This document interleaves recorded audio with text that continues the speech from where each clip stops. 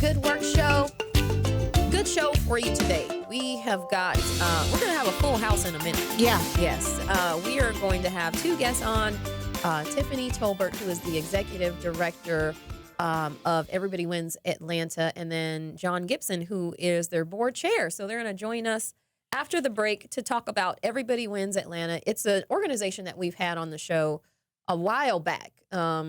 I don't know, over 3 years ago. And Pre-me. Yes. Yeah. Pre Trenise, but helping with childhood literacy. And so it should be pretty cool. We're going to hear what they've been doing since then and then update everybody who is listening today about the organization, because there's a really unique way that professionals can get involved in childhood literacy and helping our youth read and read well and continue to read. So, yeah. It's really cool. I think it's always fun when, used to be like the idea of, if you weren't in trouble, but your parents showed up for something good at school. Mm-hmm. My parents worked in the school, so it really wasn't that exciting to me. But for other people, if your parents or somebody came just for you, for whatever reason. So it's kind of that. Yeah. But different. But not your parents. But not your parents.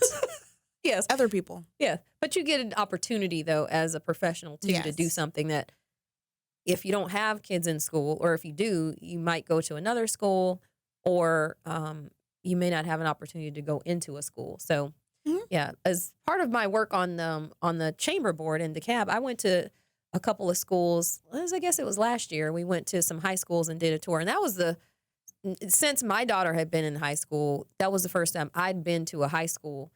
But to do a tour of a high school and to see what they had and go and look at the robotics program and it was kind of cool, because the school looked way bigger than when I went to school. I was like, even the ones that weren't the ones that were super funded really well or whatever, but they were all very good schools. But I was like, why is this school so big? I don't remember. I don't remember my high school being that big.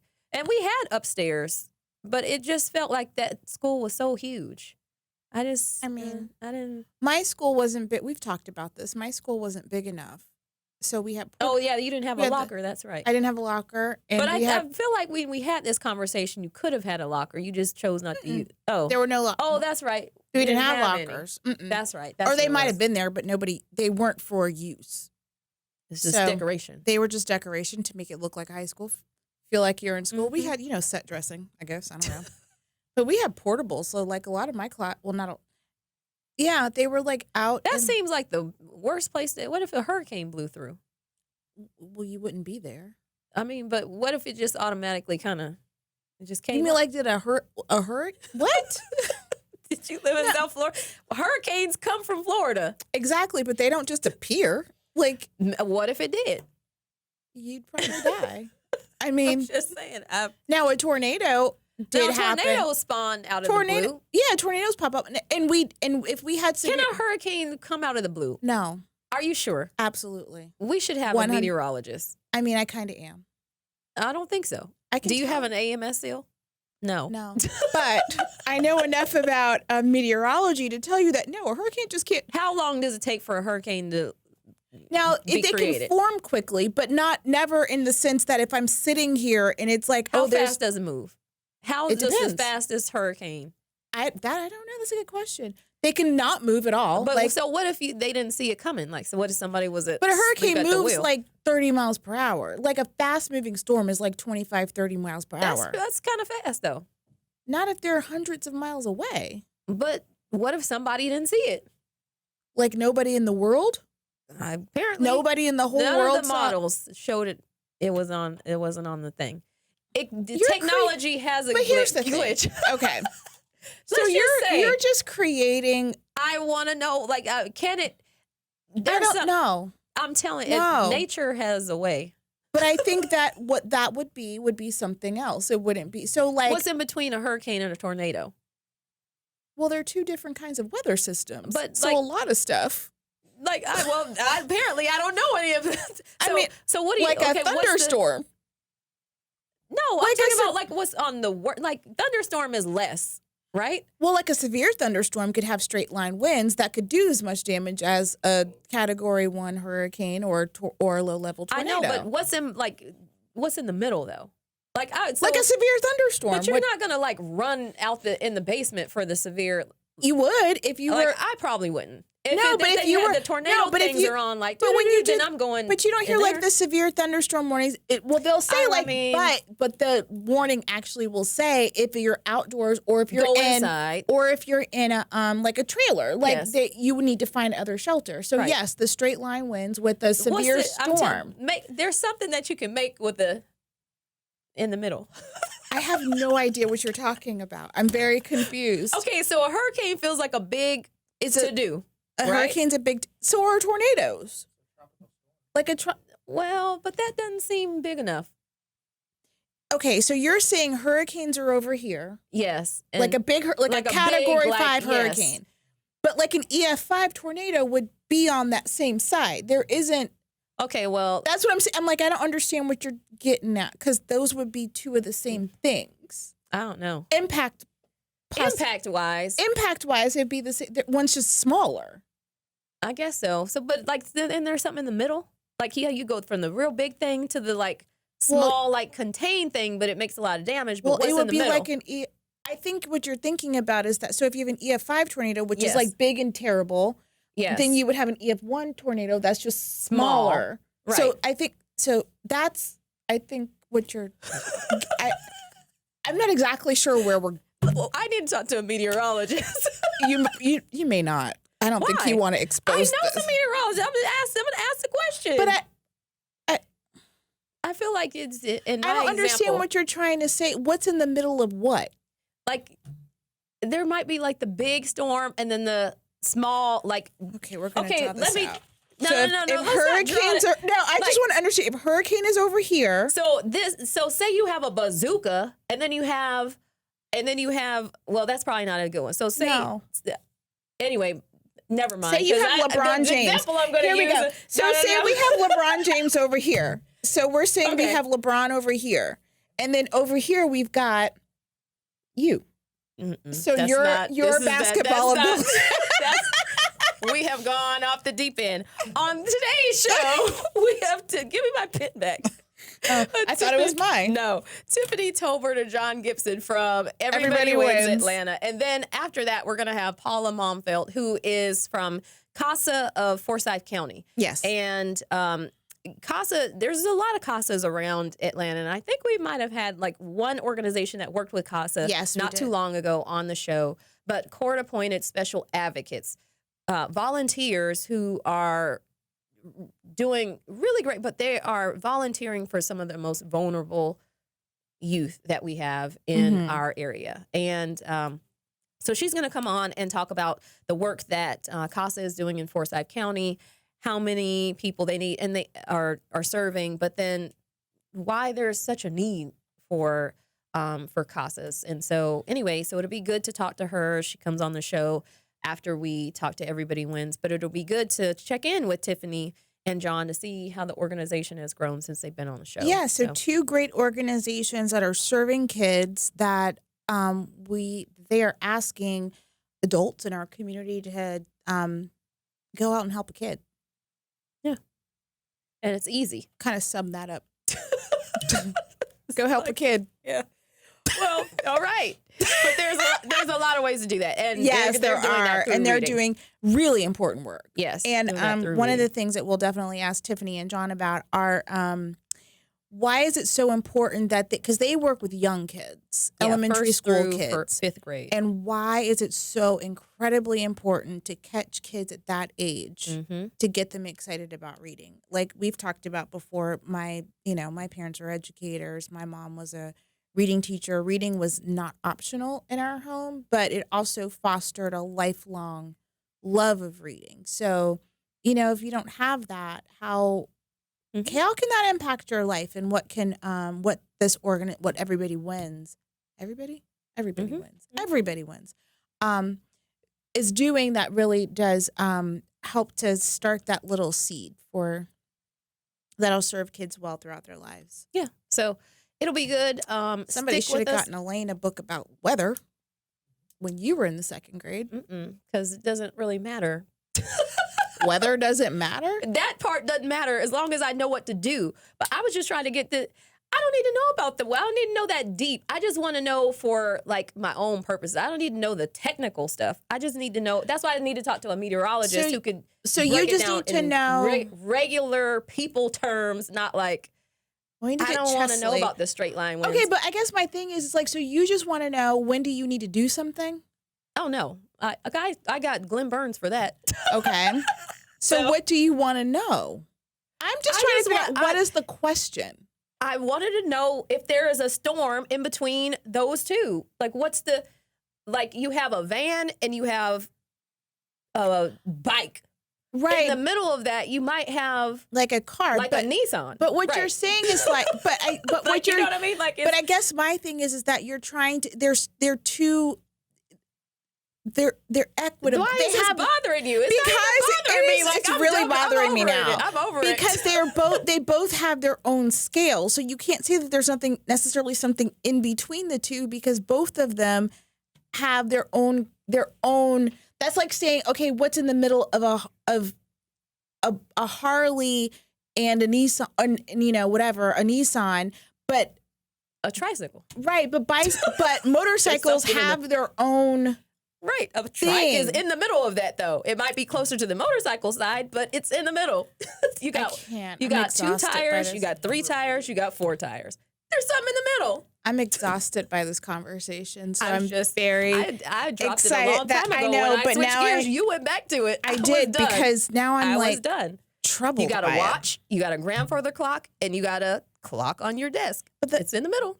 I'm just telling you, there's something in the middle. I'm so troubled by this conversation. So we're going to take a break so I can regroup. And we're going to come back with Tiffany and John. Everybody wins after the break. You're listening to The Good Work Show. To learn more about the show and how your company can tell their story, like us on Facebook and follow us on Twitter @GoodWorkShow. Audience, welcome back to The Good Work Show. We have a full house today. We do. So we have Everybody Wins Atlanta. And everybody wins. Yeah, and everybody is here. That's right. But we have Executive Director Tiffany Tolbert, who's with us. And she's been on the show before. So she's a friend of The Good Work Show. But it has been a while. Yes. I was looking back and it's been like 3 years since you've been on the show. I don't think I was here when. I don't think you were. I don't think you were. Yeah. So this is way back when it was me and Jim. So yes, it was. Yes. But welcome back to the show. And then we have Board Chair John Gibson, who is here with us. And thank you. Yeah, welcome to the show. I appreciate you all having us. Absolutely. So, so we know a little bit about Everybody Wins Atlanta, but why don't you tell our audience about what the organization is all about and your mission? We are a 20-year agency that works to improve children's literacy, and we do it in a unique way by pairing students with volunteers during lunchtime to improve their reading. We discover that kids respond well to that one-on-one contact. Being able to lean into an adult, have an adult who shows up for them consistently is important for their reading as well. So we work with students in 10 public schools right now throughout Metro Atlanta to improve their literacy. That's awesome. That's great. And lunchtime, too. That's I know. Convenient for the volunteer, convenient for the students. We're in the schools, easy peasy.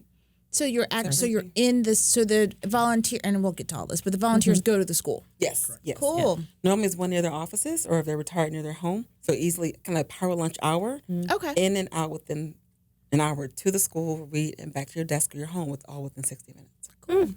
So, John, tell us a little bit about why you're involved. So we we have the executive directors of organizations here, and, and like us who work at a nonprofit, we get paid. Right.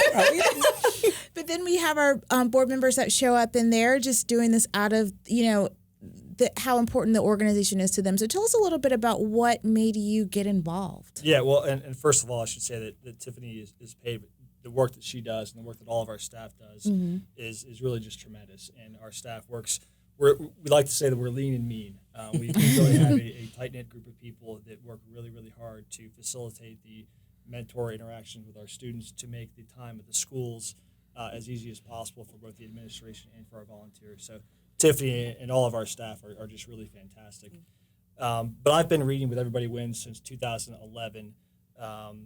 I have always just enjoyed the educational space. I understand that we as a community are always going to have issues But one of the things that we can do to stem some of those problems is work with students at a young age. That is when I think our influence can be the greatest. And certainly in the Metro Atlanta area, there's a lot of Title I schools where there is a need because of the income at those schools to really work with them on a one-on-one basis. I always say that my wife and I, we are very blessed in that we've got great careers and we're able to come home, have dinner with our kids, and read to them every evening. And I now see my son, who's in first grade, I come home and he's reading a book. We're lucky. Not everybody has that opportunity. Some folks are working 2 and 3 different careers. You've got single income and single parent households where there just really is a need and a desire to help students. And so what I see is for everybody wins is to be another piece of the puzzle. We've got great and fantastic teachers and administrations working at the schools that we're in, but they're serving 25, 30 students during a day. And so what we can do is through 30 minutes once a week, getting with students. I actually read at Hope Hill Elementary School, which is right by my office in Midtown. I've been doing that for 9 years. We had our first reading session of the day yesterday. And so I climbed up into the bunk bed with my student who's eating his lunch, and we sat in the back of the beanbag chairs and read for 30 minutes. We also talked about our day. He actually asked me about the vacation that I talked to him about last semester. And so, just that continued interaction, he's not going to otherwise meet a intellectual property lawyer during his day. But for 30 minutes over the past 3 years, we've talked about our lives, about what our families are doing, what's important to him, what's going on in his school day, and we've used the reading as the conduit through all that. And so it really is just important to have those students come together, see us, and know that they've got another person in their life that's really caring for them and wants them to succeed. Yeah, that's fantastic. Awesome. Yeah. And John, you mentioned something, and maybe this is a question for the both of you, but if students aren't reading, there's so many challenges. So I know we talked about this some years ago, but what are some of those challenges that if kids aren't reading at a certain grade level, if they're not on their grade level, there's a trajectory and there's statistics that are really dire if you don't read. So tell us a little bit about what that means, because people might think, well, I don't have kids, or it's not going to affect me, but it's bigger than that. It affects everybody. Definitely. So right now in the state of Georgia, 34% of third graders are reading at grade level. It's already low. And then if you consider those who are in low-income areas, it's 24% who are reading at grade level. And what that means is if you ask a student, I'll give an example when I do our recruitment meetings, is ask you, where's the restroom? And you say, down the hall to the right. And I ask a student, where's the restroom? He or she will say, down the hall to the right. If I give you a written question and say, what direction is the restroom? They pause. Direction. You mean north, south, east, west? What do you mean by direction? That's where that gap happens. And for those students who, between the ages of 0 and 8, who have not learned how to read, at 8 and beyond, you're reading to learn. So if I can't figure out the words in a sentence, can't understand comprehend what's going on, I can't write it comprehensively in a sentence, and then by 4th, 5th grade, I can't read it well either, I'm not going to finish high school. And unfortunately, of those 2/3 who are reading below grade level, the 2/3 will end up in jail or on welfare. What are their options? I can't be gainfully employed. I can't seek a job. And we've also just recently partnered with the SunTrust Foundation, who gave us a fantastic grant. And one of the things we told them was that financial literacy is another form of literacy. And if we have students in our schools that continue to grow up that can't read the forms that they're signing, that is a impediment to them making good decisions financially. And so it really is it impacts everything that we do in life. And how we go about life and how successful we can or might be. And we had Literacy Action on not too long ago, talking in their work that they're doing in this space with adult literacy, and in some of the ways that folks who realize that they've gotten to the adulthood, not being able to really be able to read in the way that they kind of self-correct to get through their day. Coping mechanisms. Think you want to do that again because coping mechanisms. I can't get the word out. But how, we hear about that third grade reading level. That third grade is just so important, and just, how that can just change the complete trajectory of I can say that. Yeah. And there was another organization that's talking about the communities plan how many jails and prisons they're going to build based off third grade reading levels. They do. That's just but you can't sobering get a job. statistics. And if I can't get a job and I'm 17 and I need money, I'm going to go to crime or welfare house while I make money. Right. And they recognize that, unfortunately, for many, the environments where they see the crime and perpetuate the areas that they're in. Yeah. And that's what's great about our organization is reading with students in the elementary school from 1st to 5th grade. We really see the progression. And just obviously some of that is just them growing. But I've been with my student now since the 3rd grade. And seeing the difference in his interaction with me, the ability for him to pay attention and read and comprehend words, he's now more confident saying, I don't understand that particular word. That is unfamiliar to me. He would not have done that a year ago. He would have just assumed that, or just gone through the motions, assumed that he knew that. Now he's saying, that particular word I don't know. Can you explain it to me? And so it really is, you see the progression and the growth that our students are making. And it's really it's the best part of my week. And the reason why I continue to read as a board member is because I really enjoy my job, but that 30 minutes once a week is where I get that great just one-on-one relationship, and it's just a fantastic break, and really know that I'm making an impact within the community that I live in. Fantastic, yeah. So tell us a little bit about kind of the nuts and bolts on how that works with the volunteer, because you've been with your student. Is that the norm? Is that how it works, that you get a student and you stay with that student? So how does that work? Certainly that is the hope. If you get paired with a student who's a 1st grader, assuming that they are going to stay in the community and don't move, and everybody is enjoying that relationship, then that is something that we encourage, and most mentors and students want to continue to read with the same mentor. Certainly we have students that move in and out of the system, so things change. I had a student for 2 years, and then he moved away, and obviously things change. But again, it's the progression that we see, and not only the one-on-one mentorship that we have during that one school year, but again, from the spring semester to the fall semester. How was your summer? What did you do? Oh, you mentioned that you were going to be doing this. It's those that kind of 5, 6, 7 minutes at the beginning of the reading session where you again get to connect with the student, and you get to rehash what's going on in their life, and that's when we make the connection, and then you continue going on in the reading session.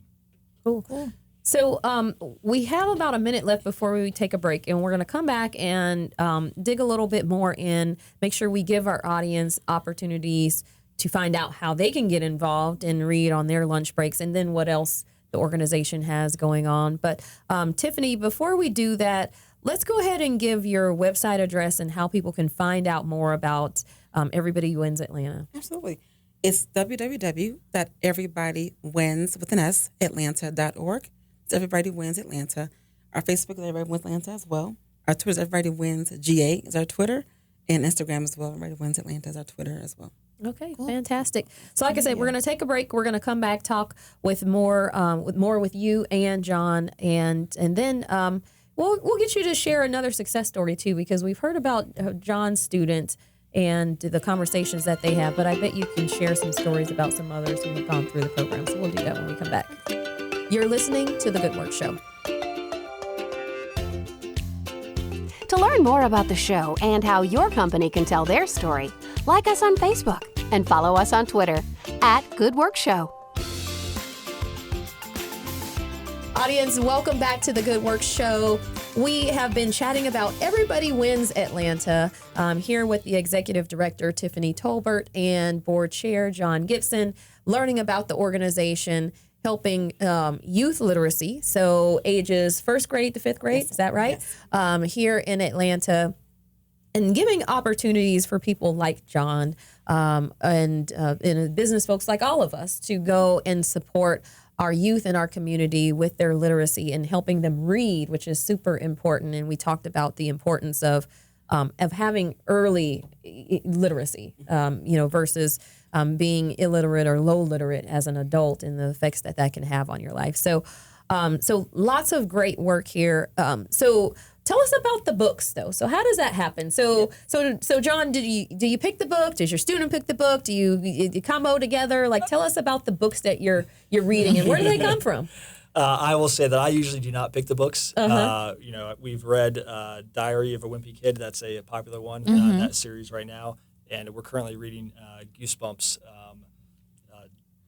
Dragon Blood, or one of those. So you're saying you would not have picked that. Those would not have been my first choice. But that's really the amazing thing is that it doesn't matter what they're reading. They're reading and they're enjoying it, and it's capturing their attention. And just, yesterday I was reading to my student, and we were reading the Goosebumps series, and he was talking about what he would have done in that particular situation, and how he would have forced the grandmother to come look and see the dragon blood in the tub, and so I would not have picked that myself, but he really enjoys it, and so that's what's really key. As far as where we get the books, we obviously will collect donations from folks for used books. They're in good shape. We do ask, though, that those books be kind of the current generation that they like. This is not the chance just to unload the books from the 1950s that nobody wants anymore, but certainly we read Charlotte's Web last year, and that was a classic. It was fantastic. And then we also go out and purchase books through the donations of generous donors, and then we also have relationships with book vendors who will also provide us books at reduced prices. Right. Great. Yeah. So then, do the kids get to keep the books, or do you have like a lending library, or how does that work? So I can let Tiffany chime in here as well, but we have each school has a cart that the students choose from. When they choose a particular book, we read it for the day. We then set that book aside, so that is that student's book until we finish it, or until they choose to read another one. We also have various programs throughout the year in which we will actually provide books to the students to keep. Most of our students, not surprisingly, do not have the library that we might have at home of books that they would read with their parents. And so, again, through the generous donations of folks and volunteers, we will have numerous opportunities during the school year to provide them books that they like. And then through our corporate reading days, we'll also provide books to students. That's a little bit different program than our Power Lunch series. And Tiffany, do you want to speak to that? Sure, exactly. Our Corporate Reading Day program, we started 2 or 3 years ago for teams of volunteers to come out from a company. So you may say, I can't commit every week to come out. I love the support. I can't commit every week to come out. You can volunteer once a month at a school to read with students one-on-one or in small groups. Every student in our program gets a brand new book as well. So kind of a team outing, team voting for companies to read to kids in school as well. Oh, because we're kind of like a book club. Yes. Yeah. Oh, cool. We should do that. We should do that. We'll do that. Okay. Yeah. We said nearby as well, right? Yes. School nearby. On the radio, on camera. Yes. We're going to do it. We're writing it down. I'm a lawyer, too, so now the contract has been... Make it legal. Well, I'm not signing it. But what's the importance, though? It's because, so John just mentioned that, not surprisingly, and you're working with Title I schools intentionally, but that, these kids don't have the books at home. And so tell us about the importance of them being able to have that book at home, because they're reading with a volunteer who's great. That's somebody who, like John, who you mentioned, which I thought was great, that probably not ever maybe would that student be able to meet with an intellectual property lawyer. I mean, how often, so not only are they learning about you, but they're learning about a career path potentially too. But then being able to take what they are doing and practicing at school during the school hour and take that home, speak to that a little bit. It's important for us to share reading among the family. And we realize that the students having a book at home, they would go home, it's homework and or TV time and in their bedtime. And what our students have done is we've heard stories where we'll give out a book 3 times a year, and here's a book for you. And if someone will say, I go for my sister as well, and take one home for her. And of course, we have spare. We will say books in the home, you can take 2 or 3. Yeah. But definitely having a chance to have that book to go home to share with their siblings. Our reach may be our one student. We're going to reach 4 or 5 more kids through their siblings as well. And the kids are proud of that. I have a book to go home. Now, this is my book to go home. And we had one student who we gave our books 1 year, and he stopped and said, is this for me? And of course, your heart drops, because of course it's for you and take home and to read with your mom and your dad and siblings. But they love getting books. And as they pick their book out, and we give them the books each year, so it's different books to the student. They're like, I want more, I want more. So to hear that is phenomenal for us. Yeah, that's fantastic. That's fantastic. And you starting that early on too, Yes. because the love of reading will continue. So absolutely. We have a new book I just got in the mail yesterday. Someone, a small company created a book of photos for the Atlanta United soccer team last year when they won the championship. Oh, cool. This year, kids, they get a book with photos and words, but about the soccer team, so it's more relevant that they're interested in. And fantastic. so we get donations all the time like that. We'll say, here's a great series of books we have. We'll get this to your students as well. So we're happy about having them learn more about soccer and sharing that story of the championship we won last year. Nice. Nice. Yes. I Very need cool. to read that book because I don't know anything about soccer. So It's a good time. The playoffs are about to start. I didn't either, so it's is okay. it? I feel like soccer's. I'm sorry, it's off. I just feel like soccer season never ends. It's basketball season. I'm a soccer player myself. So Does it never end? I'm like, that's true. I don't get it. So I'll get you a anyway, copy. okay, thank you, because Yes. I'll read that when we do the thing. So there we we go. go. Our book club. Perfect. Yeah. Yes. we're reading the book. Does it have enough words though? Is it too picturey? Maybe. Okay, we'll read bring something else too. Yeah. Right. So talk to us a little bit about, and we've heard your story, John, about another story maybe of a student that you guys have paired with, and kind of what have you seen from these students as they get to have these relationships, and maybe a story about a student, and maybe another story about another volunteer, because in a couple minutes we're going to start asking for volunteers. So let's actually, just how working together has impacted them. There's one that we share. A student, a first grader, came in very, very shy. His partner was the VP at a large bank here in Atlanta, and so he's intimidated coming in. He's first grade, 3.5 feet tall, and this tall gentleman comes in, and he wouldn't really speak to the gentleman. He was speaking, say hello, but he wouldn't really talk anymore. And every day the gentleman would ask him, "The best thing that happened to you today?" And he would say recess or lunch, first graders. And so 5 months in the program, same question to ask every single day. One day he forgot to ask that question. And the little boy said, and mind you, it wasn't me talking to him. "You'd ask me a question today." Like, "What question?" "The best thing that happened to me today." "I'm sorry," so I asked him a question. And the little boy said, "You came to read to me." Oh, You never know what you'll have for that student when you show up for him consistently, because he understands that you keep your word, you show up when you show up, and you come here for me. It's one-on-one positive attention. How many kids really get that? If you're in school, you're sharing your attention from your teacher or from your parent. But you're one-on-one with an adult in a treehouse, like John and his students climbing 4 feet high off the ground in the treehouse, reading just to me. And it's positive, and it feels good because now I feel special, and I'm learning something as well. So the volunteers get something out of it as well. They feel good, but the kids do as well, because it's that attention that's saying you are important, and I want to hear what you have to say. Let's learn and read together as well. and I think it's important you said the one-on-one positive attention, because I think kids get singled out for negative attention all the yes. time. Yes. That So is true. being, you're doing something good. Yeah. And adults see the schools differently as well. Some volunteers are single and don't have children yet. And I had one volunteer who, before she married, said, "I never knew schools were like this. I never knew what a school lunch was like anymore." She's, far removed from first, second grade. But it's the school and the troubles they're dealing with, and they're managing, and the ins and outs. And she's like, I'm an advocate for school now. I want them to do better. I want more resources for teachers to come in. So they see the school differently as well as an adult. And I think that's a great point, Tiffany. Obviously, our first priority is the students.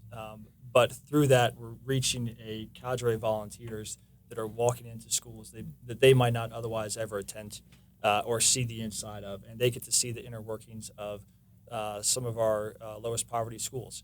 And my son goes to Springdale Park Elementary, which is APS school, and I read at Hope Hill Elementary. They are a mile away, but they are light years away in terms of resources. And so me going in there makes you recognize that the difference I need to make at Hope Hill, and they're fantastic teachers and fantastic administrators there. They're working so hard to make it and help it succeed, just like the ones at Springdale Park. They just need that little extra help. Yeah. And so that's what we see ourselves as, and the volunteers that walk into those schools is that extra help to provide the administrators, teachers, and students the abilities and tools that they need to cross that threshold. Fantastic. So we've got about a minute and a half left. Tell us how people get involved. So we want to read and we want to start our own book club, right, with the students in reading. So obviously you're working with kids, you're working in schools, definitely liability, and I know you guys have all of that covered. So tell us all about how do we get involved, and what makes the volunteer great for this. Anyone who cares about improving children's reading and give 30 minutes a day is an ideal volunteer. Someone who says, I want to give 30 minutes of my time and lunch hour to leave the office. And when you go back, imagine having a rough morning, deadlines, phones ringing, etc. I leave the office and walk into a public school. And I see kids eating lunch, kids running around, and sit with a child and just watch him or her and literally come and hug you when you walk in. Mm-hmm. You're here to see me, I'm hugging. And you go back to your desk thinking, I made a difference today. I can finish my day a little better. Someone who wants to make a difference in their community is our ideal volunteer for us. Mm-hmm. Go to our website and sign up. Our schools now, we're in 5 school districts. We're in APS, of course. We're in Fulton County schools. We're in Cobb schools, Gwinnett, and DeKalb as well. So if you're in throughout the city, if schools are nearby you, definitely sign up and decide to improve on students' reading this school year. All right. And give us the website address one more time. It's everybodywinsatlanta.org. And just briefly, obviously time is always important to people. If folks travel a lot, as I do, we oftentimes have 2 mentors work together as a team with students, and they'll switch off every week. Again, the idea is that we've got a continuous stream of volunteers meeting with a particular student. And so that is another way that if people don't feel like they can give their entire time or be there every week, they pair up with a mentor. That works great as well. All right, cool. Fantastic. Well, thank you both so much for coming on the show today. Make sure you check out Everybody Wins Atlanta online, social media. Sign up to be a volunteer and read to the youth. Donate books. Book drives are great as well. So anything's great. All right. Well, thank you so much for coming on the show. You're listening to The Good Work Show. To learn more about the show and how your company can tell their story, like us on Facebook and follow us on Twitter @GoodWorkShow.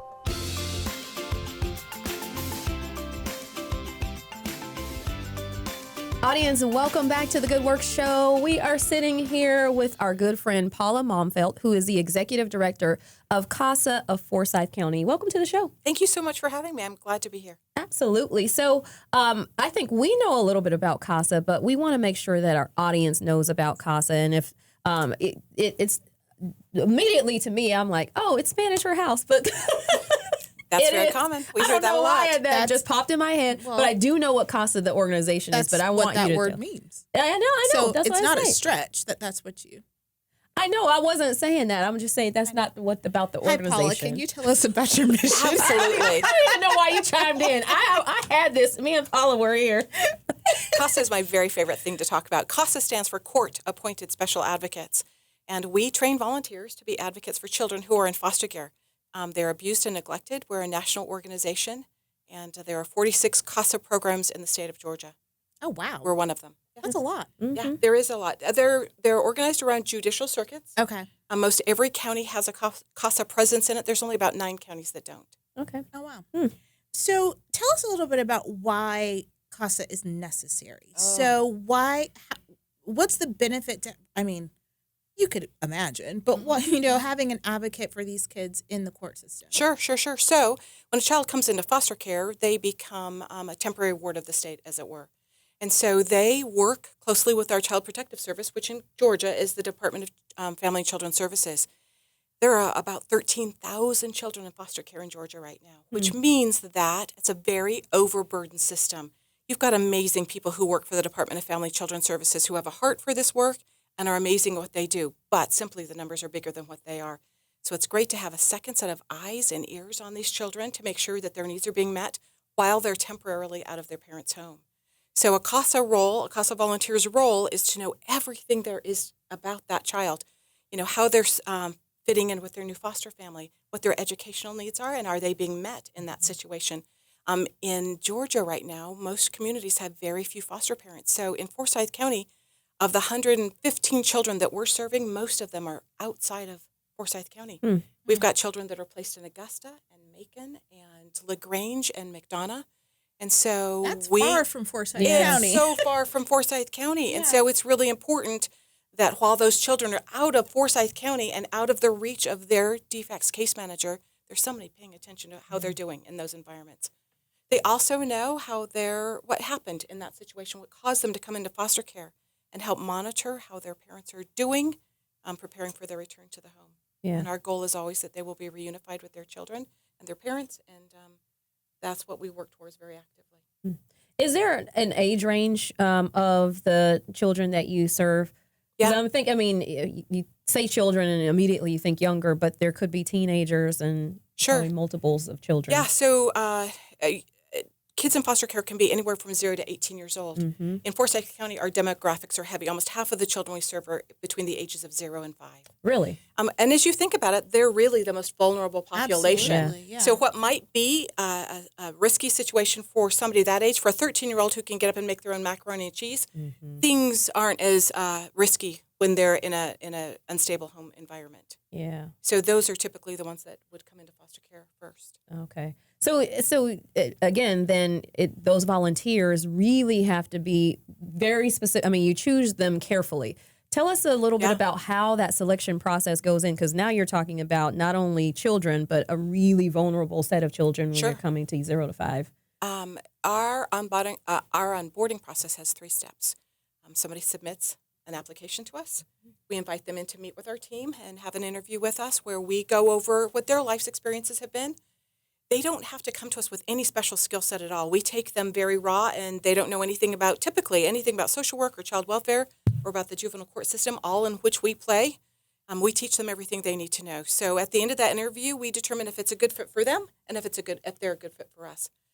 We anticipate that a volunteer will spend 10 to 12 hours a month doing their CASA volunteer work, talking to all the people that need to be spoken to and visiting their child once a month or their sibling group that they're working with. So they do, I'm sorry to interrupt you, Sure, but sure. you said, that was a question that I had. So like if there are children that are a part of a family, they would get one advocate for all of them. Typically.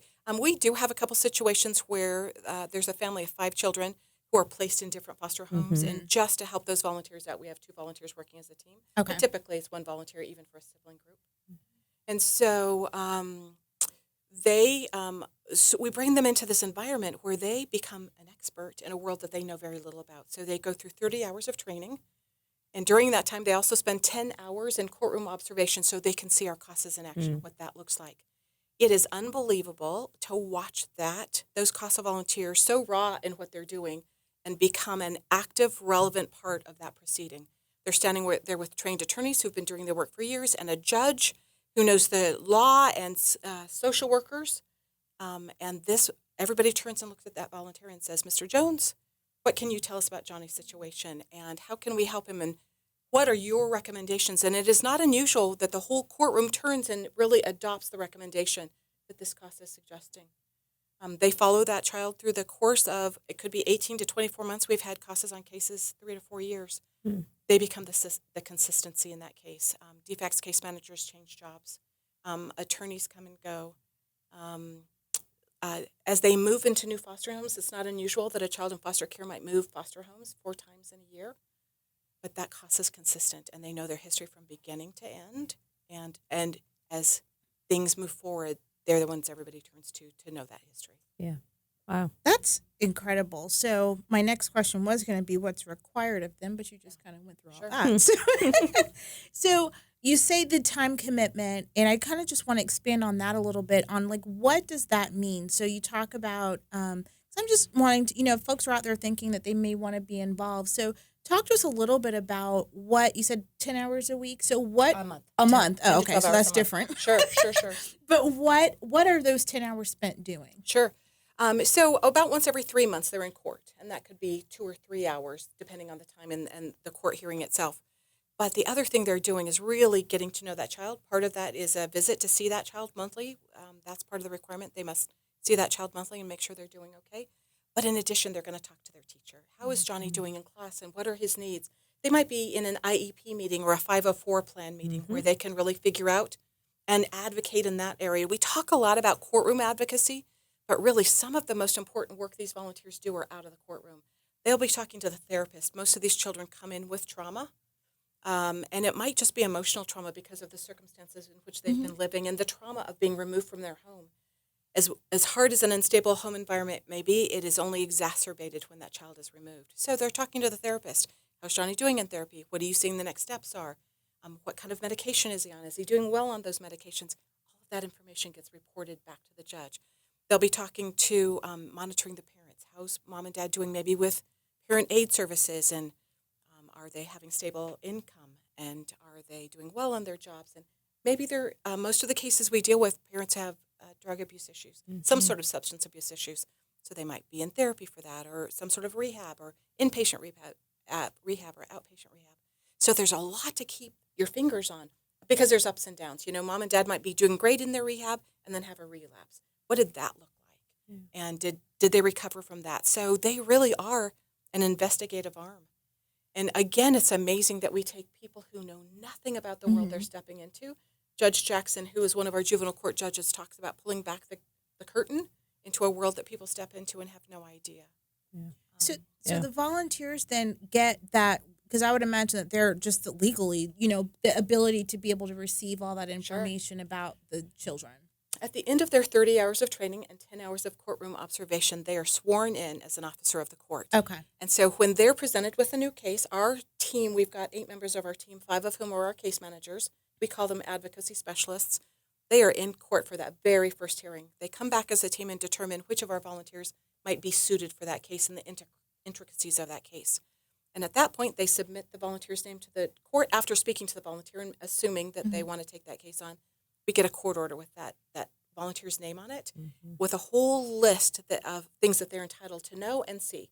So things that are typically HIPAA protected, they have access to. Okay. They can talk to people. We tell them a lot. They're fact gatherers. They're not fact sharers.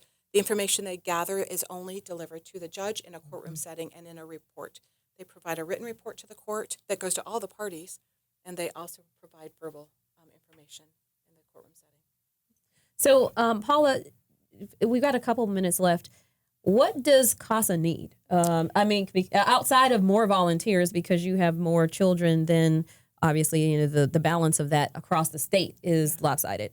But besides more hands-on, and we will definitely want you to make an appeal for that. But then also, what else? What else is there? Because I imagine with the kids and they're coming out of quite terrible situations or traumatic situations, there's all kinds of things that the CASA volunteers could need, or even the organization could need to support the work that you're doing. Sure. So as we've talked about, we are single mission focused. We have one mission, and that is to train these volunteers who become advocates. We are a nonprofit, a 501c3, and we raise money to support our efforts. We are lean. All of our money goes to recruiting, training, and supporting those volunteers. The way those volunteers who come knowing nothing are supported is by our staff. Our 5 case managers are with them every step of the way. We are able to staff our cases. Each of our case managers have caseloads between 25 and 27, so they can spend the time and attention to give this volunteer all they need to do the work that they do. So when they're in a courtroom, they've got somebody sitting next to them that helps them explain the nuances of the law that they might not understand.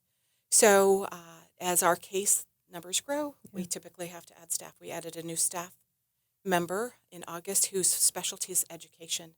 When a child moves homes, they lose about 6 months of their education. We needed somebody to help us better understand that and advocate for that. So really funding to provide the staff that we need to meet at that level.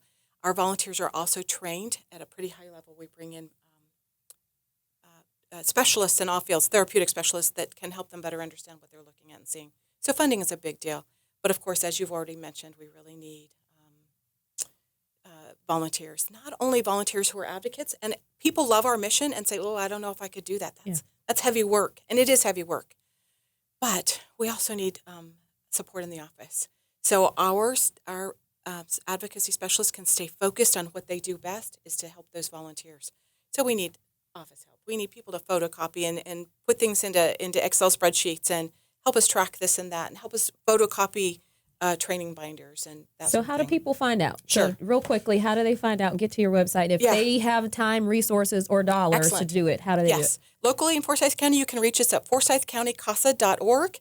If you are in another county in the state, you can reach out to georgiacasa.org, and it lists all the 46 programs that are within the state of Georgia, and all of the programs need volunteers.